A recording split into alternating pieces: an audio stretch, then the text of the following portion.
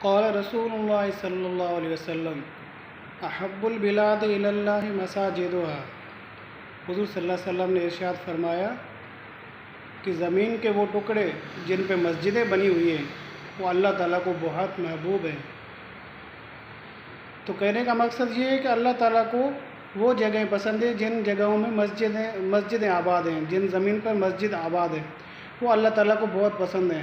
تو ہم اگر اللہ تعالیٰ کی پسندیدہ چیز کو استعمال کریں گے تو اللہ تعالیٰ کے محبوب بن جائیں گے، جیسا کہ ہم لوگ نمازیں پڑھیں گے، تہجد پڑھیں گے، اشراق پڑھیں گے، مسجد میں زیادہ سے زیادہ رہیں گے، کیونکہ دنیا کے اندر جو چیز جس کو پسند ہوتی ہے وہ چیز اختیار کر لو تو آپ اس کے بھی محبوب بن جاؤ گے۔